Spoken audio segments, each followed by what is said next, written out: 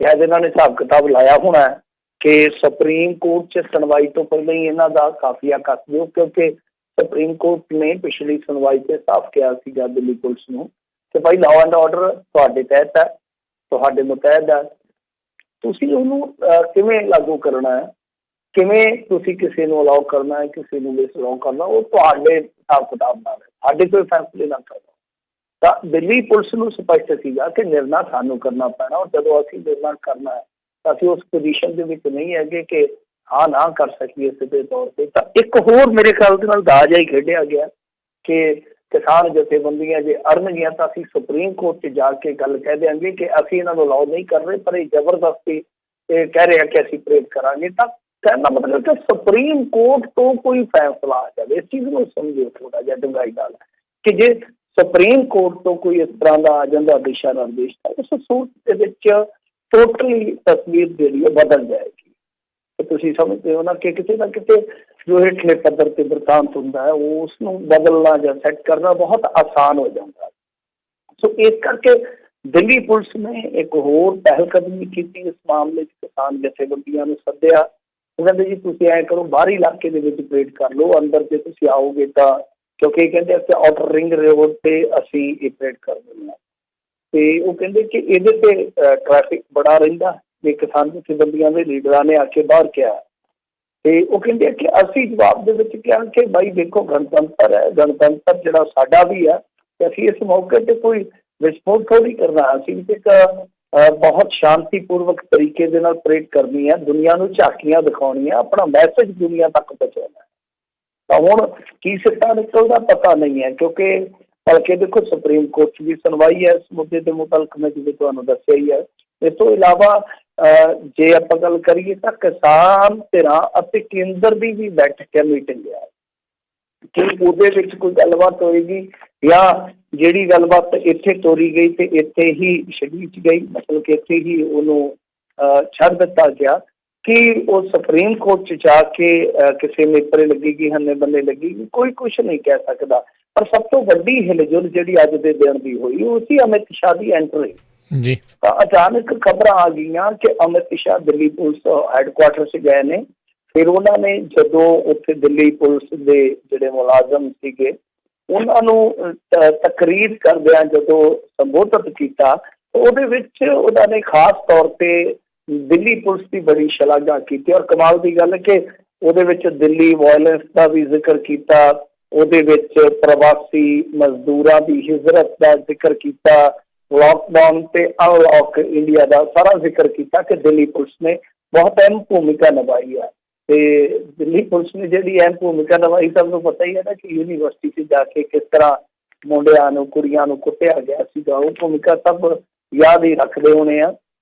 फिर जदों हिंसा हुई सी किवें पत्रकारां नूं जलील किया गया, किवें एक धिर नूं खुल्लिआं खेडण दा मौका दिता गया, वो सब रोल जिहड़े सीगे मेरे ख्याल दे नाल वो साडे लई शायद हो सकते हैं कि बहुत खतरनाक होण, पर अमित शाह की नज़र दे विच ते ठीक ने भाई सब कुछ। वो कहंदे कि भाई इन्हां ने काम ही बहुत शानदार किया। हिजरत दौरान किन्ने प्रवासी तुसीं देखिआ होणा अड्डे दा एक दृश्य जदों अचानक लॉकडाउन लगा सीगा ते किस तरह हज़ारां की भीड़ जुट गई सीगी प्रवासी मजदूरों की, किवें बसां च लंघ जा रहे सीगे, किवें भुखमरी का शिकार हो रहे सीगे, किवें उन्हां नूं लावारस छड्ड दिता गया सीगा। चलो ये जे गल्लां कहणियां हुण तां बहुत दूर तक जा सकदियां जो उस टाइम होया। मैं नहीं कहता कि सरकार ने कुछ किया नहीं होएगा, पर जो किया गया नाकाफी होया सीगा। और उदों हालात इहो जिहे बन गए सीगे कि उन्हां प्रवासी मजदूरों नूं उहदे आसरे ही छड्ड दिता गया, कोई नहीं सी बोलिया।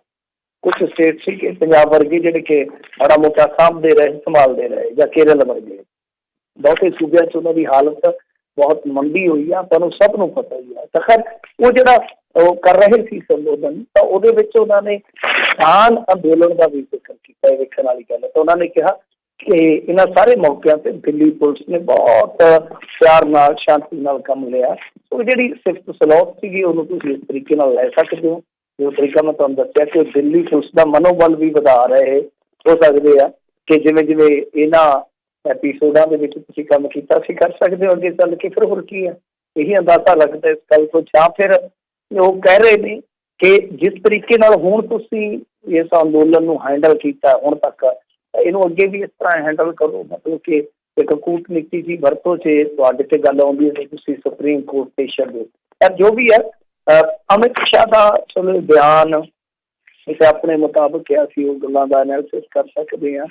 ਉਹ ਬਿਆਨ ਤੋਂ ਜ਼ਿਆਦਾਤਰ ਜਿਹੜੀ ਚਰਚਾ ਹੋਈ ਇਸ ਗੱਲ ਦੀ ਹੋਈ ਕਿ ਇਹਨਾਂ ਦੀ ਐਂਟਰੀ ਜਿਹੜੀ ਆ ਦਿੱਲੀ ਹੈਡਕੁਆਟਰ 'ਚ ਐਨ ਮੌਕੇ ਤੇ ਹੋਈ। ਹਾਲਾਂਕਿ ਇਹਨਾਂ ਨੇ ਭਾਸ਼ਣ ਦਿੱਤਾ, ਫੋਰਸ ਦਾ ਆਪਣੀ ਦਾ ਮਨੋਬਲ ਵਧਾਇਆ, ਹੌਸਲਾ ਵਧਾਇਆ, ਉਹ ਮਾੜੀ ਗੱਲ ਨਹੀਂ ਹੈ। ਪਰ ਜਿਵੇਂ ਟਾਈਮਿੰਗ ਮੈਂ ਤੁਹਾਨੂੰ ਲੈ ਕੇ ਦੱਸਿਆ ਕਿ ਉਹਦੀ ਕਾਫੀ ਚਰਚਾ ਸੀ।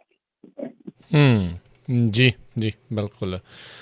ਅਤੇ ਮਿੰਟੂ ਜੀ ਆਪਾਂ ਅਗਲੀ ਜਿਹੜੀ ਗੱਲ ਆ ਉਸ ਨੂੰ ਲੈ ਕੇ ਵੀ ਗੱਲ ਕਰਦੇ ਜਾਈਏ। ਅਤੇ ਕਹਿੰਦੇ ਰਾਹੁਲ ਵੱਲੋਂ ਖੇਤੀ ਦਾ ਖੂਨ ਜਿਹੜਾ ਬੁੱਕਲੈਟ ਜਾਰੀ ਕਰਨ ਤੇ ਜਾਵੜੇਕਰ ਦਾ ਵਾਰ। ਹਾਂਜੀ ਦੇਖੋ, ਇਹਨਾਂ ਨੇ ਅੱਜ ਖੇਤੀ ਦਾ ਖੂਨ ਇੱਕ ਬੁੱਕਲੈਟ ਜਾਰੀ ਕੀਤਾ ਸੀਗਾ, ਕਿਤਾਬਚਾ ਜਾਰੀ ਕੀਤਾ। ਉਹਦੇ ਵਿੱਚ ਕਈ ਇਹਨਾਂ ਨੇ ਪਹਿਲੂ ਛੋਏ, ਕਈਆਂ ਤੇ ਰੌਸ਼ਨੀ ਪਾਈ ਆ। ਉਹਦੇ ਜਵਾਬ ਦੇ ਵਿੱਚ ਭਾਰਤੀ ਜਨਤਾ ਪਾਰਟੀ ਨੇ ਵੀ ਜਵਾਬੀ ਹਮਲਾ ਕੀਤਾ ਹੈ। ਖੈਰ ਮਾਮਲਾ ਕੀ ਸੀਗਾ ਕਿ ਇਹਨਾਂ ਨੇ ਉਹ ਬੁੱਕਲੈਟ ਜਿਹੜਾ ਪਬਲਿਸ਼ ਕੀਤਾ ਉੱਥੇ, ਉਹਦੇ ਵਿੱਚ ਇੱਕ ਚੀਜ਼ ਦੀ ਇਹਨਾਂ ਨੇ ਕਲੈਰਿਟੀ ਦਿੱਤੀ। ਉਹ ਕਹਿੰਦੇ ਕਿ JP ਨੱਡਾ ਦਾ ਮੈਂ ਕੋਈ ਜਵਾਬ ਨਹੀਂ ਦੇਣਾ, ਉਹ ਮੇਰਾ ਕੋਈ ਪ੍ਰੋਫੈਸਰ ਨਹੀਂ ਲੱਗਾ, ਮੈਂ ਕਿਸਾਨ ਪੁੱਛਣ ਉਹਨਾਂ ਨੂੰ ਸਭ ਕੁਛ ਜਵਾਬ ਦੇ ਦਿੰਦਾ।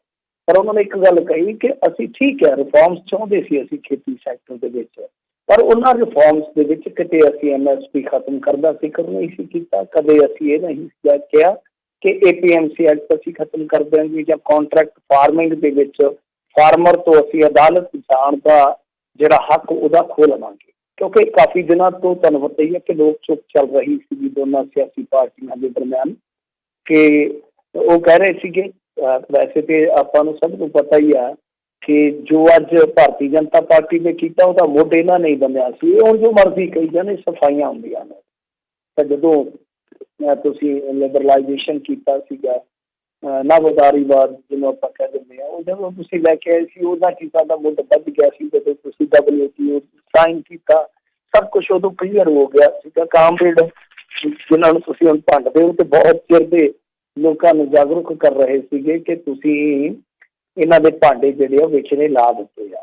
ਖੈਰ ਇਸ ਤੋਂ ਬਾਅਦ ਜਾਵੜੇਕਰ ਹੋਰਾਂ ਨੇ ਜਵਾਬ ਦਿੱਤਾ। ਉਹ ਕਹਿੰਦੇ ਕਿ ਇਹਨਾਂ ਨੂੰ ਖੂਨ ਸ਼ਬਦ ਨਾਲ ਕੁਛ ਜ਼ਿਆਦਾ ਹੀ ਪਿਆਰ ਆ, ਮਤਲਬ ਕਿ ਉਹ ਕਾਂਗਰਸ ਦੀ ਗੱਲ ਕਰ ਰਹੇ ਸੀਗੇ। ਤੇ ਉਹਨਾਂ ਨੇ ਕਿਹਾ ਕਿ 4-5 ਪਰਿਵਾਰ ਅੱਜ ਦੇਸ਼ ਦੇ ਹਾਵੀ ਹਨ, ਦੇਸ਼ ਵਿੱਚ ਰਾਜ ਕਿਸੇ ਪਰਿਵਾਰ ਦਾ ਨਹੀਂ।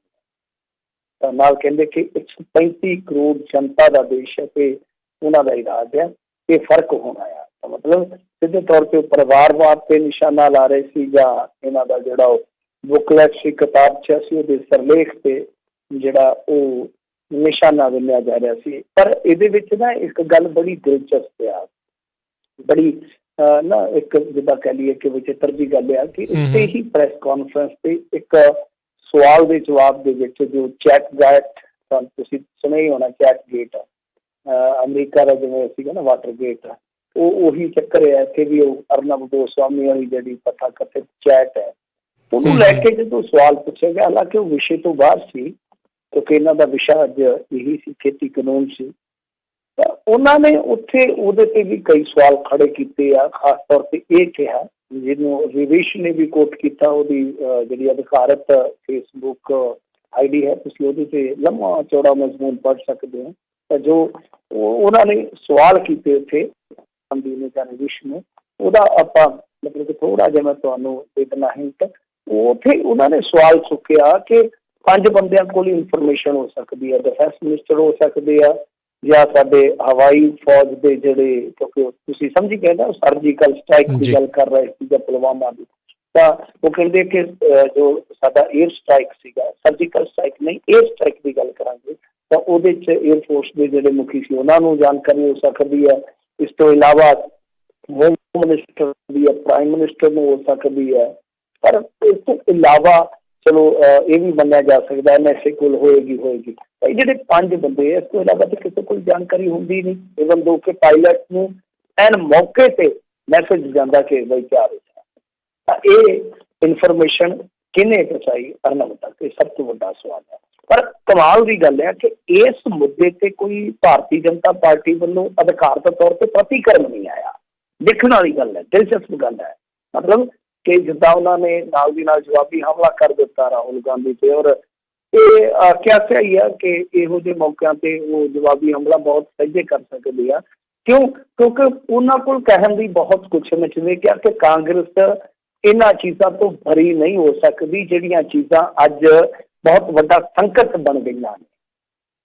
ਸੋ ਇਹ ਨਹੀਂ ਹੈ ਕਿ ਉਹ ਹੱਥ ਧੋ ਕੇ ਸਾਫ਼ ਹੋ ਕੇ ਪਰੇ ਬੈਠ ਜਾਣਗੇ ਕਿ ਨਹੀਂ ਸਾਡਾ ਕੀਤਾ ਕਰਾਇਆ ਕੱਖ ਨਹੀਂ। ਪਰ ਜਿਹੜੀ ਸੋਚਣ ਵਾਲੀ ਗੱਲ ਹੈ, ਜਿਹੜੀ ਵੇਖਣ ਵਾਲੀ ਗੱਲ ਆ ਕਿ ਜਿਸ ਮੁੱਦੇ ਤੇ ਪਾਕਿਸਤਾਨ ਵੀ ਹੁਣ ਕਮੈਂਟਬਾਜ਼ੀਆਂ ਕਰ ਰਿਹਾ ਹੈ, ਕਿਉਂਕਿ ਇੱਕ ਗੱਲ ਸਮਝਣ ਵਾਲੀ ਆ ਕਿ ਤੁਹਾਨੂੰ ਪਤਾ ਹੀ ਆ ਵਿਗਿਆਨ ਦੇ ਵਿੱਚ ਜਿਵੇਂ 28 ਸੀਟ ਇਹਨਾਂ ਨੂੰ ਮਿਲੀ ਹੈ ਇਸ ਵਾਰੀ, ਔਰ ਉਹਦੇ ਵਿੱਚ 2-3 ਕਮੇਟੀਆਂ 'ਚ ਇੰਡੀਆ ਨੂੰ ਅਬਜ਼ਰਵਰ ਬਣਾਇਆ ਗਿਆ, ਤਾਂ 2 ਕਮੇਟੀਆਂ ਸਿੱਧੇ ਤੌਰ ਤੇ ਪਾਕਿਸਤਾਨ ਨਾਲ ਜੁੜ ਗਈਆਂ। ਉਹਨਾਂ ਦੇ ਕੋਲ ਹੁਣ ਕਹਿਣ ਲਈ ਬਹੁਤ ਕੁਝ ਹੋਏਗਾ ਕਿ ਇਹਨਾਂ ਦਾ ਸਟਾਂਸ ਜਿਹੜਾ ਸ਼ੁਰੂ ਤੋਂ ਜੀ ਪਾਕਿਸਤਾਨ ਨੂੰ ਬਦਨਾਮ ਕਰਨ ਵਾਲਾ ਹੈ ਜਾਂ ਪਾਕਿਸਤਾਨ ਨੂੰ ਇਹ ਬਦਨਾਮ ਕਰਨ ਦਾ ਇੱਕ ਏਜੰਡਾ ਰੱਖਦੇ ਆ, ਤਾਂ ਉੱਥੇ ਹਥਿਆਰ ਦੇ ਵਜੋਂ ਇਹ ਚੀਜ਼ਾਂ ਵਰਤੀਆਂ ਜਾ ਸਕਦੀਆਂ, ਸਮਝੇ ਨਾ। ਤਾਂ ਉਹ ਬਹੁਤ ਕਹਿ ਲਈਏ ਕਿ ਮਹੱਤਵਪੂਰਨ ਵਿਸ਼ਾ ਸੀਗਾ ਜਿਹਨੂੰ ਛੋਏ ਤੋਂ ਬਗੈਰ ਕੇਂਦਰ ਸਰਕਾਰ ਜਿਹੜੀ ਹੈ ਤੁਰੀ ਜਾ ਰਹੀ ਹਾਲ ਦੀ ਕਰੀ। ਜੀ ਜੀ ਬਿਲਕੁਲ। ਤੇ ਅਗਲੀ ਮਿੰਟੂ ਜੀ ਆਪਾਂ ਗੱਲ ਕਰਦੇ ਜਾਈਏ,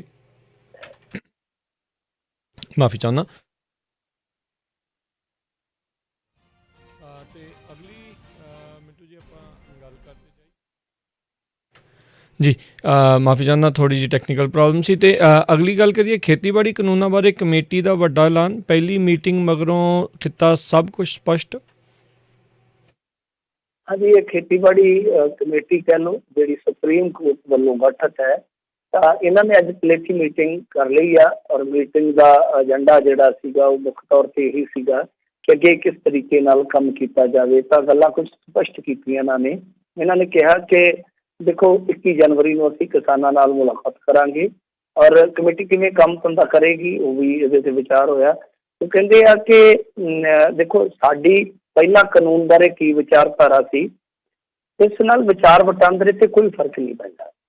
ਤੇ ਅਨਿਲ ਘਨਵਤ ਜੀ ਕਹਿ ਰਹੇ ਆ, ਉਹ ਕਹਿੰਦੇ ਕਿ ਅਸੀਂ ਆਪਣੀ ਪਹਿਲੀ ਮੁਲਾਕਾਤ ਤੋਂ ਬਾਅਦ ਪਹਿਲੀ ਵਾਰ ਮੀਡੀਆ ਨੂੰ ਮਿਲ ਰਹੇ ਹਾਂ, ਅਸੀਂ ਵਿਚਾਰ ਵਟਾਂਦਰੇ ਕੀਤੇ ਹਨ ਕਿ ਇਹ ਕਮੇਟੀ ਕਿੱਦਾਂ ਕੰਮ ਕਰੇਗੀ। ਸਾਨੂੰ ਉਹਨਾਂ ਸਾਰੀਆਂ ਕਿਸਾਨ ਜਥੇਬੰਦੀਆਂ ਨਾਲ ਗੱਲਬਾਤ ਕਰਨੀ ਪਏਗੀ ਜੋ ਸਮਰਥਨ ਵਿੱਚ ਜਾਂ ਵਿਰੋਧ ਵਿੱਚ ਆ। ਕਹਿਣ ਦਾ ਮਤਲਬ ਇਹ ਆ ਕਿ ਅਸੀਂ ਵਿਰੋਧ ਵਾਲੇ ਜਿਹੜੇ ਸੱਜਣ ਆ ਉਹਨਾਂ ਨੂੰ ਵੀ ਮਿਲਾਂਗੇ ਤੇ ਜਿਹੜੇ ਪੱਖ ਦੇ ਵਿੱਚ ਨੇ ਉਹਨਾਂ ਨੂੰ ਵੀ ਮਿਲਾਂਗੇ। ਮਤਲਬ ਕਿ ਹੁਣ ਜਿਹੜੀ ਪਲੇਠੀ ਮੀਟਿੰਗ ਹੋ ਗਈ ਹੈ ਤਾਂ 2 ਮਹੀਨਿਆਂ ਦੇ ਅੰਦਰ ਅੰਦਰ ਇਹਨਾਂ ਨੇ ਜਿਹੜੀ ਪੂਰੀ ਦੀ ਪੂਰੀ ਰਿਪੋਰਟ ਆ ਉਹ ਸੁਪਰੀਮ ਕੋਰਟ ਨੂੰ ਸੌਂਪਣੀ ਹੈ। ਪਰ ਇੱਥੇ ਵੀ ਜੇ ਤੁਸੀਂ ਦੇਖੋਗੇ ਅਨਿਲ ਧਨਵਤ ਦਾ ਇੱਕ ਬਿਆਨ ਜਿਹੜਾ ਮੇਰੇ ਖਿਆਲ ਦੇ ਨਾਲ ਅੱਜ ਹੀ ਆਇਆ, ਸ਼ਾਇਦ ਇਸ ਇੰਟਰਵਿਊ 'ਚ ਆਇਆ, ਤਾਂ ਉਹ ਕਹਿੰਦੇ ਕਿ ਜੇ ਖੇਤੀ ਕਾਨੂੰਨ ਅੱਜ ਰੱਦ ਹੋ ਗਏ ਤਾਂ 50 ਸਾਲ ਤੱਕ ਕੋਈ ਸਰਕਾਰ ਹੱਥ ਲਾਉਣ ਦੀ ਜ਼ਰੂਰਤ ਨਹੀਂ ਕਰੇਗੀ। ਇਹ ਉਹਨਾਂ ਦਾ ਆਪਣਾ ਅੱਜ ਫੇਰ ਪੁਆਇੰਟ ਆਫ ਵਿਊ ਹੈ। ਮਤਲਬ ਕਿ ਉਹ ਹਾਲੇ ਵੀ ਇਹਨਾਂ ਕਾਨੂੰਨਾਂ ਦੇ ਹੱਕ 'ਚ ਹੀ ਖਲੋਤੇ ਕਿ ਰੱਦ ਨਹੀਂ ਹੋਣੇ ਚਾਹੀਦੇ, ਅਮੈਂਡਮੈਂਟਸ ਜਿਹੜੀਆਂ ਉਹ ਕਰਵਾ ਲਈਆਂ ਜਾਣ।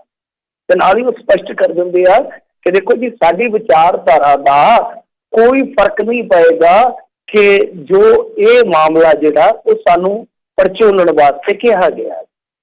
ਬੜੀ ਅਜੀਬੋ-ਗਰੀਬ ਜੀ ਪਰਿਸਥਿਤੀ ਪੈਦਾ ਹੋ ਜਾਂਦੀ ਹੈ। ਵੈਸੇ ਸੁਪਰੀਮ ਕੋਰਟ ਨੇ ਭੁਪਿੰਦਰ ਸਿੰਘ ਮਾਨ ਤੇ ਕਿਹਾ ਹੈ ਅੱਜ ਕਿ ਇਹ ਜਿਹੜੇ ਮੈਂਬਰ ਨੇ ਕਮੇਟੀ ਦੇ ਕੋਈ ਜੱਜ ਨਹੀਂ ਹੈ, ਇਹਨਾਂ ਦੀ ਆਪਣੀ ਨਿੱਜੀ ਰਾਏ ਹੋ ਸਕਦੀ ਹੈ। ਤੇ ਇੱਥੇ ਵੀ ਕਿਹਾ ਜਾ ਸਕਦਾ ਕਿ ਇਹਨਾਂ ਦੀ ਨਿੱਜੀ ਰਾਏ ਹੋ ਸਕਦੀ ਹੈ, ਪਰ ਕਮੇਟੀ ਵਿੱਚ ਜਦੋਂ ਵਿਚਰਨਗੇ, ਜਦੋਂ ਮਿਲਣਗੇ ਜੁਲਣਗੇ ਤਾਂ ਜਿਹੜੀ ਵੀ ਇਹ ਰਿਪੋਰਟ ਦੇਣਗੇ ਉਹਦੇ ਵਿੱਚ ਇਹਨਾਂ ਦੇ ਜਿਹੜੇ ਵਿਊਜ਼ ਹੋਣਗੇ ਉਹ ਸਾਰਾ ਕਨਕਲੂਜਨ ਕੱਢ ਕੇ ਹੋਣਗੇ ਕਿ ਕੀ ਹੋਣਾ ਚਾਹੀਦਾ। ਪਰ ਬੜੀ ਵਿਚਿੱਤਰ ਜਿਹੀ ਗੱਲ ਆ ਕਿ ਕਮੇਟੀ ਦੇ ਮੈਂਬਰ ਹਾਲੇ ਵੀ ਆਪਣਾ ਜਿਹੜਾ ਸਟੈਂਡ ਹੈ ਉਹ ਕਲੀਅਰ ਕਰੀ ਬੈਠੇ ਆ ਕਿ ਅਮੈਂਡਮੈਂਟ, ਔਰ ਸਰਕਾਰ ਵੀ ਇਹੀ ਚਾਹੁੰਦੀ ਆ। ਤੇ ਜਿਹੜੇ ਕਿਸਾਨ ਆ ਉਹ ਇਹਦੇ ਤੋਂ ਉਲਟ ਖੜੇ ਆ। ਜਦ ਤੁਸੀਂ ਆਪਣਾ ਸਟੈਂਡ ਕਲੀਅਰ ਕਰ ਰਹੇ ਹੋ ਕਿ ਅਸੀਂ ਵੀ ਇਸ ਹੱਕ 'ਚ ਕਿ ਰੱਦ ਨਹੀਂ ਹੋਣੇ ਚਾਹੀਦੇ, ਫਿਰ ਤੁਹਾਨੂੰ ਜਿਹੜੇ ਬੰਦੇ ਰੱਦ ਕਰਕੇ ਬੈਠੇ ਆ ਕਿ ਕਮੇਟੀ ਸਾਡੀ ਕਮੇਟੀ ਹੈ ਹੀ ਨਹੀਂ, ਅਸੀਂ ਮੰਗੀ ਹੋਈ ਨਹੀਂ ਤੇ ਨਾ ਹੀ ਇਹਨਾਂ ਨੇ ਸਾਡੀ ਗੱਲ ਕਰਨੀ ਹੈ, ਤਾਂ ਫਿਰ ਇਹਦਾ ਮਤਲਬ ਇਹ ਆ ਕਿ ਡੈਡਲੌਕ ਬਣ ਗਿਆ। ਔਰ ਤੁਸੀਂ ਸ਼ਾਇਦ ਇਹ ਚਾਹੁੰਦੇ ਹੋ ਕਿ ਡੈਡਲੌਕ ਜਿਉਂਦਾ ਤਿਉਂ ਰਵੇ ਤੇ ਅਸੀਂ ਜਿਹੜੇ ਪੱਖ 'ਚ ਬੰਦੇ ਆ ਜਾਂ ਕੁਝ ਹੋਰ ਜਿਹੜੇ ਕਹਿ ਲਓ ਕਿ ਅੱਜ ਕੱਲ੍ਹ ਇਹਨਾਂ ਦੇ ਲਾਡਲੇ ਬਣੇ ਉਹਨਾਂ ਦੇ ਵਿੱਚੋਂ ਹੀ ਭੁਗਤਾ ਕੇ ਕਿ ਇਹ ਵਿਰੋਧ ਦੇ ਵਿੱਚ ਵੀ ਹੈ ਪਰ ਅਮੈਂਡਮੈਂਟਸ ਤੇ ਇਹ ਸਹਿਮਤ ਨੇ, ਤਾਂ ਉਹ ਸਾਰਾ ਅਸੀਂ ਲੱਲਾ ਪੱਪਾ ਕਰ ਦਿੰਦੇ। ਇਹ ਤਾਂ ਬੜਾ ਸਿੱਧਾ ਜਿਹਾ ਸਿੰਪਲ ਜਿਹਾ ਸਾਨੂੰ ਇੱਕ ਕਿਤੇ ਨਾ ਕਿਤੇ ਇਹ ਦ੍ਰਿਸ਼ਟਾਂਤ ਨਜ਼ਰ ਆ ਰਿਹਾ ਨਾ ਕਿ ਕਿਸ ਤਰ੍ਹਾਂ ਦਾ ਚੱਲ ਰਿਹਾ ਕੰਮਕਾਰ। ਕਿ ਮਤਲਬ ਠੀਕ ਹੈ, ਤੁਸੀਂ ਪਹਿਲਾਂ ਰਾਏ ਰੱਖਦੇ ਹੋ, ਕੋਈ ਚੱਕਰ ਨਹੀਂ ਹੈ। ਤੁਸੀਂ ਜਦੋਂ ਕਹਿ ਦਿੱਤਾ ਪਹਿਲਾਂ ਦੀ ਰਾਏ ਨਹੀਂ ਬਈ ਠੀਕ ਹੈ, ਉਹ ਉਹਦੇ 'ਚ ਕੋਈ ਮੈਟਰ ਨਹੀਂ ਕਰਦੇ, ਪਰ ਹੁਣ ਤੁਸੀਂ ਨਾਲ ਦੀ ਨਾਲ ਇਸ ਤਰ੍ਹਾਂ ਦਾ ਸਟੇਟਮੈਂਟ ਦਿੰਦੇ ਹੋ ਕਿ ਨਹੀਂ ਜੀ ਇਹ ਤਾਂ ਕੋਈ ਸਰਕਾਰ ਮੁੜ ਕੇ ਜ਼ਰੂਰਤ ਨਹੀਂ ਕਰੇਗੀ 50 ਸਾਲ ਤੱਕ। ਇਹਦਾ ਮਤਲਬ ਹੈ ਕਿ ਤੁਸੀਂ ਸਰਕਾਰ ਦਾ ਜਿਹੜਾ ਸਟੈਂਡ ਆ ਉਹਦੀ ਇੱਕ ਤਰ੍ਹਾਂ ਨਾਲ ਪ੍ਰੋੜਤਾ ਕਰ ਰਹੇ ਹੋ, ਤਾਂ ਜਿਹਦੇ ਉਲਟ ਕਿਸਾਨ ਖਲੋਤਾ ਹੈ। ਤਾਂ ਫਿਰ ਜਦੋਂ ਕਿਸਾਨ ਉਸ ਸਟੈਂਡ ਨੂੰ ਮੰਨਦਾ ਹੀ ਨਹੀਂ ਹੈ ਤਾਂ ਫਿਰ ਇਹਦਾ ਮਤਲਬ ਹੈ ਕਿ ਕਮੇਟੀ ਸਿਰਫ ਤੇ ਸਿਰਫ ਕੁਛ ਮੋਟਿਵ ਲਈ ਜਾਏਗੀ ਜਾਂ ਸਿਰਫ ਤੇ ਸਿਰਫ ਇੱਕੋ ਹੀ ਉਹ ਆਪਣਾ ਕੰਮ ਕਰੇਗੀ ਕਿ ਠੀਕ ਹੈ ਜੀ ਅਸੀਂ ਕਮੇਟੀ ਦੇ ਵਿੱਚ ਆਏ ਸੀਗੇ, ਜੋ ਸਾਨੂੰ ਕੰਮ ਸੌਂਪਿਆ ਗਿਆ ਅਸੀਂ ਕਰਕੇ ਚਲੇ ਜਾਈਏ। ਤੇ ਮਤਲਬ ਕਿ ਜੋ ਰੋਲ ਉਹ ਮੰਨਦੇ ਆ ਕਿ ਅਸੀਂ ਇਸ ਪੱਖ ਤੋਂ ਲੈਂਦੇ ਹਾਂ ਕਿ ਕਿਸਾਨ ਤੇ ਕੇਂਦਰ ਸਰਕਾਰ ਦਾ ਜਿਹੜਾ ਝਗੜਾ ਨਿਬੜ ਜਾਵੇ, ਉਹ ਫਿਰ ਸਿਰਫ ਤੇ ਸਿਰਫ ਇੱਕ ਰਸਮ ਪੂਰਤੀ ਹੈ ਕਹਿਣਾ। ਜੀ ਜੀ। ਅਗਲੀ ਮਿੰਟੂ ਜੀ ਗੱਲ ਕਰੀਏ, ਸਿੰਘੂ ਬਾਰਡਰ ਤੋਂ ਸ਼ਿਮਲਾ ਗਏ 3 ਪੰਜਾਬੀ ਨੌਜਵਾਨਾਂ ਨੂੰ ਪੁਲਿਸ ਨੇ ਹਿਰਾਸਤ 'ਚ ਲਿਆ। ਹਾਂਜੀ, ਇਹਨਾਂ ਮੁੰਡਿਆਂ ਨੇ ਅੱਜ ਉੱਥੇ ਜਾ ਕੇ ਨਾ ਸ਼ਾਇਦ ਮਾਲ ਰੋਡ ਤੇ ਪ੍ਰਚਾਰ ਕਰਨਾ ਸ਼ੁਰੂ ਕਰ ਦਿੱਤਾ ਸੀਗਾ ਤੇ ਬਾਅਦ ਦੇ ਵਿੱਚ ਪੁਲਿਸ ਇਹਨਾਂ ਨੂੰ ਲੈ ਗਈ। ਉਹ ਵੀਡੀਓ ਵੀ ਵਾਇਰਲ ਹੋਈ, ਉਹਦੇ ਵਿੱਚ ਕਾਫੀ ਮੁੰਡਿਆਂ ਦੇ ਨਾਲ ਧੱਕਾ ਮੁੱਕਾ ਵੀ ਕਰਿਆ ਜਾ ਰਿਹਾ ਸੀ। ਕਿਸਾਨ ਹੀ ਕਹਿ ਲਓ, ਆਪਾਂ ਕਿਸਾਨ ਸ਼ਬਦ ਇਸਤੇਮਾਲ ਕਰ ਲੈਂਦੇ ਜੋ ਕਿਸਾਨਾਂ ਦੇ ਹੱਕ ਦੇ ਵਿੱਚ ਖਲੋਂਦਾ। ਤਾਂ ਇਹਨਾਂ ਨੂੰ ਫਿਰ ਖੜਿਆ ਗਿਆ, ਉਹ ਵੀਡੀਓ ਤੇਜ਼ੀ ਨਾਲ ਵਾਇਰਲ ਹੋਈ ਜਿਹਦੇ ਵਿੱਚ ਨੌਜਵਾਨ ਕਹਿੰਦੇ ਕਿ ਸਾਡਾ ਕਸੂਰ ਕੀ ਹੈ ਭਾਈ, ਅਸੀਂ ਤਾਂ ਸ਼ਾਂਤਮਈ ਢੰਗ ਦੇ ਨਾਲ ਬੈਠੇ ਉੱਥੇ ਆਪਣੇ ਭਰਾਵਾਂ ਦੇ ਹੱਕ ਦੇ ਵਿੱਚ ਲਾਮਬੰਦੀ ਕਰ ਰਹੇ ਸੀ, ਪ੍ਰਚਾਰ ਕਰ ਰਹੇ ਸੀ, 3 ਜਾਣੇ ਸੀ। ਪਰ ਜਿਹੜੀ ਪੁਲਿਸ ਸੀ, ਪੁਲਿਸ ਕਹਿ ਰਹੀ ਸੀਗੀ ਕਿ ਇਹਨਾਂ ਦੇ ਨਾਲ ਹੋਰ ਵੀ ਕਿਸਾਨ ਹੈ, ਨਾਲ ਲੈ ਕੇ ਉਹਨਾਂ ਨੂੰ ਰਿਜ ਮੈਦਾਨ ਤੇ ਪ੍ਰਦਰਸ਼ਨ ਕਰਨ ਵਾਲੇ ਸਨ, ਜਦਕਿ ਇਹਨਾਂ ਨੇ ਪ੍ਰੋਟੈਸਟ ਦੀ ਇਜਾਜ਼ਤ ਨਹੀਂ ਸੀ ਲਈ। ਹੁਣ ਦੇਖੋ ਕਮਾਲ ਦੀ ਗੱਲ ਹੈ ਕਿ ਬੰਦੇ 3 ਫੜ ਰਹੇ ਹੋ, ਤੁਸੀਂ ਦਾਅਵਾ ਕਰ ਰਹੇ ਹੋ ਕਿ ਇਹਨਾਂ ਦੇ ਨਾਲ ਹੋਰ ਬੰਦੇ ਸੀ, ਦੂਜੇ ਬੰਦੇ ਕਿੱਧਰ ਨਿਕਲ ਗਏ। 5 ਘੰਟੇ ਇਹਨਾਂ ਨੂੰ ਬਿਠਾਈ ਰੱਖਿਆ, 5 ਘੰਟਿਆਂ ਬਾਅਦ ਇਹਨਾਂ ਨੂੰ ਛੱਡਿਆ ਗਿਆ। ਫਿਰ ਇਹਨਾਂ ਦੇ ਸਾਥੀ ਜਿਹੜੇ ਸੀਗੇ ਉਹਨਾਂ ਦੀ ਨਿਸ਼ਾਨਦੇਹੀ ਕਰਕੇ ਤੁਸੀਂ ਉਹਨਾਂ ਨੂੰ ਪਕੜਿਆ ਕਿਉਂ ਨਹੀਂ ਭਾਈ, ਫੜਿਆ ਕਿਉਂ ਨਹੀਂ, ਕਿਉਂ ਛੱਡ ਦਿੱਤਾ? ਫਿਰ ਇਹਨਾਂ ਨੂੰ ਵੀ ਤੁਸੀਂ ਜਾਣ ਦਿੱਤਾ ਬਿਨਾਂ ਗੱਲ ਤੋਂ। ਸੋ ਏਦਾਂ ਲੱਗਦਾ ਹੈ ਕਿ ਜਿੱਦਾਂ ਹੁਣ ਕਿਸਾਨ ਅੰਦੋਲਨ ਦੀ ਹਮਾਇਤ ਕਰਨੀ ਵੀ ਗੁਨਾਹ ਹੋ ਗਿਆ ਕਿ ਜੇ ਤੁਸੀਂ ਇਹਦੀ ਹਮਾਇਤ ਕਰਦੇ ਹੋ ਤਾਂ ਤੁਸੀਂ ਸਿੱਧੇ ਤੌਰ ਤੇ ਦੇਸ਼ ਵਿਰੋਧੀ ਹੋ। ਜਿਵੇਂ ਯੂਪੀ ਦੇ ਵੀ ਵਿੱਚ ਆਪਾਂ ਦੇਖ ਰਹੇ ਹਾਂ ਅੱਜ ਜਿਹੜੇ ਹੈਗੇ ਆ ਬਲਦੇਵ ਸਿੰਘ ਸਿਰਸਾ, ਮਨਜਿੰਦਰ ਸਿੰਘ ਸਿਰਸਾ ਮੂੰਹ ਚੋਂ ਨਿਕਲ ਜਾਂਦਾ, ਤਾਂ ਉਹ ਵੀ ਇੱਕ ਲੈਟਰ ਦਿਖਾ ਰਹੇ ਸੀ ਕਿ ਕਿਵੇਂ ਭਾਰਤੀ ਜਨਤਾ ਪਾਰਟੀ ਦੇ ਅਹੁਦੇਦਾਰ ਦੀ ਲੈਟਰ ਪੈਡ ਤੇ ਇਹ ਗੱਲ ਜਿਹੜੀ ਆ ਉਹ ਜਾਰੀ ਹੋਈ ਆ ਕਿ 26 ਜਨਵਰੀ ਨੂੰ ਹਿੰਸਾ ਫੈਲਾਈ ਜਾਵੇ ਔਰ ਜਿਹੜੇ ਵੀ ਲੋਕ ਹਿੰਸਾ ਫੈਲਾਉਣਗੇ ਉਹਨਾਂ ਨੂੰ ਪ੍ਰੋਟੈਕਟ ਕੀਤਾ ਜਾਏਗਾ। ਹੇਠਲੇ ਪੱਧਰ ਤੇ ਉਹਨਾਂ ਨੇ ਇਹ ਵੀ ਖੁਲਾਸਾ ਕੀਤਾ ਕਿ ਯੂਪੀ ਦੇ ਕਿਸਾਨਾਂ ਨੂੰ ਕਿਹਾ ਜਾ ਰਿਹਾ ਕਿ ਅਸੀਂ ਪੰਜਾਬ ਦੇ ਕਿਸਾਨਾਂ ਤੋਂ ਜ਼ਮੀਨ ਲੈ ਕੇ ਤੁਹਾਨੂੰ ਦੇਣੀ ਆ, ਮਤਲਬ ਕਿ ਜੋ ਸਹੂਲਤਾਂ ਇਹਨਾਂ ਕੋਲ ਨੇ ਉਹ ਸਾਰੀਆਂ ਹੌਲੀ ਹੌਲੀ ਤੁਹਾਨੂੰ ਪਹੁੰਚਾਉਣੀਆਂ ਨੇ। ਤਾਂ ਇਹ ਆਪਣੇ ਆਪ ਦੇ ਵਿੱਚ ਤੁਸੀਂ ਦੇਖ ਲਓ ਕਿ ਕਿੰਨਾ ਖਤਰਨਾਕ ਖੁਲਾਸਾ ਕਿ ਇੱਕ ਪਾਸੇ ਤੁਸੀਂ ਬਹੁਤ ਕੁਛ ਕਰ ਲਿਆ, ਤਸ਼ੱਦਦ ਕਰ ਲਿਆ, ਸਭ ਕੁਛ ਕਰ ਲਿਆ ਤੁਸੀਂ, ਦਾਮ ਦੰਡ ਭੇਦ ਜੋ ਵੀ ਚੱਲਦਾ ਹੁੰਦਾ ਤਾਂ ਉਹ ਸਭ ਕੁਛ ਚਲਾਇਆ ਜਾ ਰਿਹਾ। ਤਾਂ ਦੂਜੇ ਪਾਸੇ ਤੁਸੀਂ ਨੈਰੇਟਿਵ ਵੀ ਬਣਾ ਰਹੇ ਹੋ ਇਸਲੇ ਪੱਧਰ ਤੇ, ਪਰ ਤੀਸਰੇ ਪਾਸੇ ਬਿਨਾਂ ਕੋਈ ਸ਼ਾਂਤੀ ਫੈਲਾਏ ਤੋਂ, ਬਿਨਾਂ ਕੋਈ ਹੱਲਾ ਗੁੱਲਾ ਕਰੇ ਤੋਂ ਜੇ ਕੋਈ ਲਾਮਬੰਦੀ ਕਰਦਾ, ਪ੍ਰਚਾਰ ਕਰਦਾ, ਤੁਸੀਂ ਉਹਨੂੰ ਵੀ ਨਾ ਪੜ ਰਹੇ ਤਾਂ ਇਹਦਾ ਮਤਲਬ ਕਿ ਇਹੋ ਹੈ ਨਾ ਕਿ ਸਰਕਾਰ ਜੋ ਕਰਦੀ ਹੈ ਚੁੱਪਚਾਪ ਉਹਦੇ ਨਾਲ ਸਹਿਮਤ ਹੋ ਜਾਓ। ਜੇ ਤੁਸੀਂ ਸਹਿਮਤ ਨਹੀਂ ਹੁੰਦੇ, ਅਸਹਿਮਤੀ ਰੱਖਦੇ ਹੋ ਤਾਂ ਤੁਹਾਡੇ ਨਾਲ ਕੁਛ ਵੀ ਹੋ ਸਕਦਾ ਹੈ। ਮਤਲਬ ਕਿ ਇਹ ਨਿਰਭਰ ਕਰਦਾ ਸਰਕਾਰ ਤੇ ਕਿ ਜੇ ਤਾਂ ਕਾਂਗਰਸ ਦੀ ਸਰਕਾਰ ਹੈ ਕਿਸੇ ਰਾਜ 'ਚ ਫਿਰ ਤਾਂ ਤੁਸੀਂ ਕੇਂਦਰ ਦੀ ਸਰਕਾਰ ਦਾ ਵਿਰੋਧ ਕਰ ਸਕਦੇ ਹੋ, ਕੋਈ ਚੱਕਰ ਨਹੀਂ ਹੈ। ਪਰ ਜੇ ਭਾਜਪਾ ਦੀ ਕਿਸੇ ਸੂਬੇ 'ਚ ਸਰਕਾਰ ਹੈ ਉੱਥੇ ਤੁਹਾਨੂੰ ਕੇਂਦਰ ਦੀ ਸਰਕਾਰ ਚਾਹੇ ਉਹਨਾਂ ਬੋਲਾ ਕੋਈ ਵੀ ਕਾਨੂੰਨ ਲੈ ਆਵੇ ਤੁਹਾਨੂੰ ਉਹਦਾ ਸਮਰਥਨ ਕਰਨਾ ਹੀ ਪਊਗਾ, ਅਦਰਵਾਈਜ਼ ਤੁਹਾਡੇ ਤੇ ਦਮਨ ਚੱਕਰ ਜਿਹੜਾ ਉਹ ਚੱਲੂਗਾ ਹੀ ਚੱਲੂਗਾ। ਜੀ। NIA ਦੀ ਕਾਰਵਾਈ ਦੇ ਉੱਤੇ ਹੁਣ ਕੈਪਟਨ ਨੇ ਚੁੱਕੇ ਸਵਾਲ। ਹਾਂਜੀ ਦੇਖੋ, ਇਹਨਾਂ ਦਾ ਬੋਲਣਾ ਬਣਦਾ ਸੀਗਾ ਜਦੋਂ ਕੈਪਟਨ ਅਮਰਿੰਦਰ ਸਿੰਘ ਦੇਵ ਨਾਲ ਬੋਲਿਆ, ਕਿਉਂਕਿ ਆਪਾਂ ਨੂੰ ਪਤਾ 4-5 ਦਿਨ ਹੋ ਗਏ ਆ NIA ਦੇ ਨੋਟਿਸ ਆਉਣੇ ਸ਼ੁਰੂ ਹੋ ਗਏ ਸੀ ਪੰਜਾਬੀਆਂ ਨੂੰ, ਤਾਂ ਇਹ ਬੋਲੇ ਆ। ਇਹਨਾਂ ਨੇ ਕਿਹਾ ਕਿ ਇਹ ਕਿਸਾਨ ਵੱਖਵਾਦੀ ਤੇ ਅੱਤਵਾਦੀ ਜਾਪਦੇ ਹਨ, ਮਤਲਬ ਕਿ ਜਿਹੜੀ ਨੈਸ਼ਨਲ ਇਨਵੈਸਟੀਗੇਸ਼ਨ ਏਜੰਸੀ ਆ ਉਹਨੂੰ ਉਹਨਾਂ ਨੇ ਮਤਲਬ ਜਿਸ ਤਰੀਕੇ ਨਾਲ ਕੰਮ ਕਰ ਰਹੀ ਹੈ ਡਰੋਨ ਧਮਕਾਉਣ ਵਾਲੇ ਹੱਥ ਕੰਡੇ ਵਰਤਦੀ ਕਿਹਾ ਕਿ ਇਹ ਡਰੋਨ ਧਮਕਾਉਣ ਲਈ ਹੱਥ ਕੰਡੇ ਵਰਤ ਰਹੀ ਹੈ। ਵੈਸੇ NIA ਤੇ ਅੱਜ ਹੋਰ ਵੀ ਕਿਸਾਨ ਆਗੂ ਬੋਲੇ ਆ, ਮੇਰੇ ਖਿਆਲ ਦੇ ਨਾਲ ਕੱਲ੍ਹ ਨੂੰ ਇਹ ਮੁੱਦਾ ਵੀ ਉੱਠੇਗਾ ਕਿਉਂਕਿ ਕਿਸਾਨ ਜਥੇਬੰਦੀਆਂ ਨੂੰ ਬਹੁਤ ਸਾਰੇ ਫੋਨ ਕਾਲ, ਬਹੁਤ ਸਾਰੇ ਮੈਸੇਜ ਗਏ ਹੋਣੇ ਆ ਕਿ ਭਾਈ ਤੁਸੀਂ ਇਹ ਮੁੱਦਾ ਵੀ ਜਿਹੜਾ ਹੈ ਉਹ ਚੱਕੋ, ਕਿਉਂਕਿ ਤੇ ਸਭ ਨੂੰ ਪਤਾ ਨਾ ਕਿ ਕੀ ਚੱਲ ਰਿਹਾ ਇੱਥੇ। ਸਾਡੇ ਮਲੋਟ ਦੇ ਵਿੱਚ ਬੜੀ ਅਜੀਬੋ-ਗਰੀਬ ਦੀ ਘਟਨਾ ਵਾਪਰੀ ਹੈ ਕਿ DC ਦਫ਼ਤਰ 'ਚ ਇੱਕ ਕਲਰਕ ਮੁੰਡੇ ਨੂੰ ਨੋਟਿਸ ਆ ਗਿਆ, ਹਾਲਾਂਕਿ ਉਹ ਕੋਈ ਸਮਾਜ ਸੇਵੀ ਸੰਸਥਾਵਾਂ ਨਾਲ ਜੁੜਿਆ ਸੀਗਾ, ਤਾਂ ਉਹਨੂੰ ਵੀ ਨੋਟਿਸ ਆ ਗਿਆ। ਇਹ ਕਮਾਲ ਦੀ ਗੱਲ ਹੈ।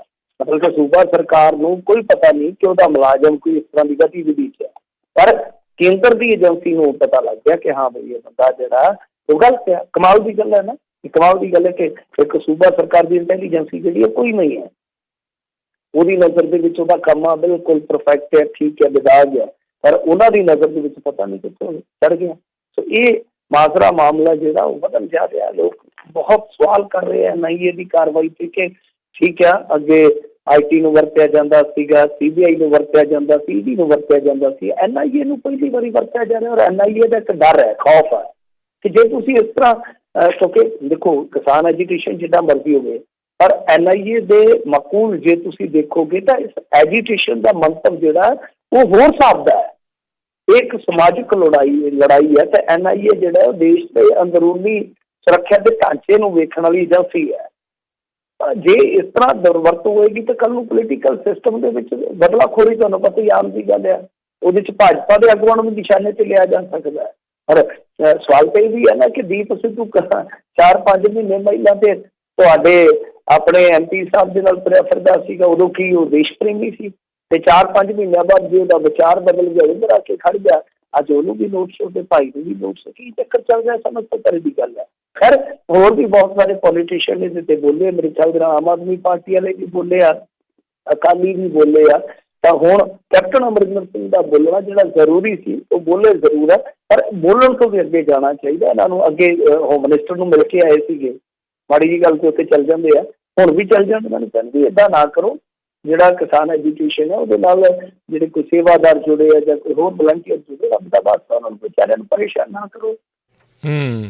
ਜੀ ਜੀ ਜੀ ਮੈਨੂੰ ਜਾਂਦੇ ਜਾਂਦੇ ਗੱਲ ਕਰ ਲਈਏ, ਕਹਿੰਦੇ ਬੀਬੀਆਂ ਨੇ ਵਿਖਾਈ ਆਪਣੀ ਏਕਤਾ ਅਤੇ ਤਾਕਤ। ਹਾਂਜੀ ਦੇਖੋ, ਇਹ ਕੱਲ੍ਹ ਨਾ 2 ਪ੍ਰੋਟੈਸਟ ਕੀਤੇ ਇਹਨਾਂ ਨੇ, ਇੱਕ ਤਾਂ ਹਰਜੀਤ ਸਿੰਘ ਗਰੇਵਾਲ ਦੀ ਰਿਹਾਇਸ਼ ਦੇ ਮੂਹਰੇ, ਦੂਸਰਾ ਸੁਰਜੀਤ ਕੁਮਾਰ ਜੈਨੀ ਦੀ ਰਿਹਾਇਸ਼ ਮੂਹਰੇ ਉਹਨਾਂ ਦੇ ਪਿੰਡ। ਤਾਂ ਦੋਵਾਂ ਥਾਵਾਂ 'ਤੇ ਬੜੀ ਭਰਪੂਰ ਹਾਜ਼ਰੀ ਸੀ, ਹਜ਼ਾਰਾਂ ਦੀ ਗਿਣਤੀ ਸੀ। ਐਗਜ਼ੈਕਟ ਗਿਣਤੀ ਮਤਲਬ ਕਿ ਐਗਜ਼ੈਕਟ ਫਿਗਰ ਦੱਸਣ ਤੋਂ ਮੈਂ ਹਮੇਸ਼ਾ ਗੁਰੇਜ਼ ਕਰਦਾ ਹੁੰਦਾ, ਕਿਉਂਕਿ ਕਿਸੇ ਵੀ ਪੱਤਰਕਾਰ ਦੇ ਕੋਲ ਹੈਡ ਟੂ ਹੈਡ ਜਾ ਕੇ ਗਿਣਤੀ ਕਰਨ ਦਾ ਨਾ ਟਾਈਮ ਹੁੰਦਾ, ਸਿਰਫ ਕਿਆਫਾ ਹੁੰਦਾ, ਜਗ੍ਹਾ ਵੇਖ ਕੇ ਜਾਂ ਜਿਹੜੀ ਸਿਟਿੰਗ ਸਪੇਸ ਹੁੰਦੀ ਹੈ ਉਹਨੂੰ ਦੇਖ ਕੇ। ਤਾਂ ਬਹੁਤ ਵੱਡਾ ਇਕੱਠ ਦੱਸਿਆ ਗਿਆ ਧਨੌਲੇ ਦੇ ਵਿੱਚ, ਜਿਹੜਾ 4-5 ਜ਼ਿਲ੍ਹਿਆਂ ਤੋਂ ਸੀਗਾ। ਇੱਥੇ ਫਾਜ਼ਿਲਕਾ ਵੀ, ਮਤਲਬ ਕਿ ਕਹਿ ਸਕਦੇ ਕਿ ਹਜ਼ਾਰਾਂ, ਸੋਚ ਤੋਂ ਪਰੇ ਹੈ ਕਿ ਐਡਾ ਵੱਡਾ ਬੀਬੀਆਂ ਦਾ ਇਕੱਠ ਸ਼ਾਇਦ ਇਹੋ ਜਿਹੇ ਐਜੀਟੇਸ਼ਨਾਂ 'ਚ ਆਪਾਂ ਨਹੀਂ ਦੇਖਦੇ ਆਮ ਤੌਰ 'ਤੇ। ਬਗੈਰ ਸਧਾਰਨ ਘਟਨਾ ਹੈ ਇਹ ਸਾਰੇ। ਜੇ ਆਪਾਂ ਇਸ ਪ੍ਰਕਰਣ ਦੇ ਵਿੱਚ ਦੇਖੀਏ ਤਾਂ ਬੀਬੀਆਂ ਦੀ ਅਹਿਮੀਅਤ, ਜੇ ਤੁਸੀਂ ਸਿੰਘੂ ਦੇਖੋਗੇ, ਟਿਕਰੀ ਦੇਖੋਗੇ, ਬਹੁਤ ਜ਼ਿਆਦਾ ਉੱਥੇ ਵੀ ਹੈ, ਪਰ ਇੱਥੇ ਜਿਸ ਤਰੀਕੇ ਨਾਲ ਪਿੱਛੋਂ ਮੋਰਚਾ ਉਹ ਸੰਭਾਲ ਰਹੀਆਂ, ਤੇ ਇੱਥੋਂ ਤੇ ਭਾਈ ਆਸ ਅੱਗੇ ਇੱਕ ਹੋਰ ਵੀ ਵੱਜਦੀ ਹੈ, ਕਿਉਂਕਿ ਕਿਸੇ ਵੀ ਰਾਜਨੀਤਿਕ ਬਦਲਾਅ ਵਾਸਤੇ ਜਾਂ ਸਮਾਜਿਕ ਬਦਲਾਅ ਵਾਸਤੇ ਬੀਬੀਆਂ ਦਾ ਰੋਲ ਬੜਾ ਮਹੱਤਵਪੂਰਨ ਹੁੰਦਾ ਹੈ। ਜੇ ਕੱਲ੍ਹ ਨੂੰ ਕੋਈ ਜਥੇਬੰਦੀ ਰਾਜਨੀਤੀ 'ਚ ਆਉਂਦੀ ਹੈ ਜਾਂ ਕੋਈ ਸਾਂਝਾ ਇਹਨਾਂ ਦਾ ਫਰੰਟ ਬਣ ਜਾਂਦਾ ਹੈ ਰਾਜਨੀਤਿਕ ਬਦਲ ਦੇ ਤੌਰ 'ਤੇ, ਤਾਂ ਮੇਰੇ ਖਿਆਲ ਦੇ ਨਾਲ ਬੀਬੀਆਂ ਵਾਲਾ ਰੋਲ ਨਿਭਾਉਣ ਵਾਸਤੇ ਬੀਬੀਆਂ ਵੀ ਬਿਲਕੁਲ ਤਿਆਰ ਨੇ। ਇਹਦਾ ਮਤਲਬ ਇਹ ਨਹੀਂ ਹੈ ਕਿ ਸਾਡੇ ਕੋਲ ਮਰਦਾਨਾ ਲੀਡਰਸ਼ਿਪ ਹੋਏਗੀ ਤੇ ਜਨਾਨਾ ਲੀਡਰਸ਼ਿਪ ਇਹਦੇ 'ਚੋਂ ਨਹੀਂ ਨਿਕਲੇਗੀ। ਕਹਿੰਦਾ ਮਤਲਬ ਇਹ ਕਿ ਉਹ ਵੀ ਸਭ ਕੁਛ ਤਿਆਰ ਹੈ। ਹੁਣ ਦੇਰ ਇਹ ਆ ਕਿ ਇੱਕ ਤੇ ਗੱਲ ਇੱਧਰੋਂ ਟਿਕਾਣੇ ਲੱਗੇ, ਦੂਸਰਾ ਇਹ ਕਿ ਕੋਈ ਫੈਸਲਾ ਆਵੇ। ਤਾਂ ਇਸ ਇਕੱਠ ਦਾ ਇੱਕ ਸੁਨੇਹਾ ਇਹ ਵੀ ਹੈ ਕਿ ਬੀਬੀਆਂ ਬਿਲਕੁਲ ਤਿਆਰ ਨੇ, ਚਾਹੇ ਉਹ ਕੋਈ ਸਮਾਜਿਕ ਲੜਾਈ ਹੋਵੇ, ਚਾਹੇ ਰਾਜਨੀਤਿਕ ਲੜਾਈ ਹੋਵੇ, ਕੋਈ ਹਿੱਸੇਦਾਰੀ ਤੋਂ ਪਿੱਛੇ ਨਹੀਂ ਹਟਣ ਵਾਲੀਆਂ। ਜੀ ਮਿੰਟੂ ਜੀ, ਤੇ ਸਮਾਂ ਆਪਣਾ ਸਮਾਪਤ ਹੈ। ਬਹੁਤ ਬਹੁਤ ਧੰਨਵਾਦ, ਮਿਹਰਬਾਨੀ, ਸਤਿ ਸ਼੍ਰੀ ਅਕਾਲ ਜੀ। ਤੇ ਸਰੋਤਿਓ, ਇੱਥੇ ਸਾਡਾ ਅੱਜ ਦਾ ਇਹ ਪ੍ਰੋਗਰਾਮ ਸਮਾਪਤ ਹੈ। ਮਿਲਦੇ ਹਾਂ ਅਗਲੀ ਵਾਰ, ਤੱਕ ਲਈ ਮੇਰੇ ਵੱਲੋਂ ਵੀ ਤੁਹਾਨੂੰ ਸਭ ਨੂੰ ਪਿਆਰ ਭਰੀ ਸਤਿ ਸ਼੍ਰੀ ਅਕਾਲ। ਸੁਣਦੇ ਰਹੋ ਪੰਜਾਬੀ ਰੇਡੀਓ USA।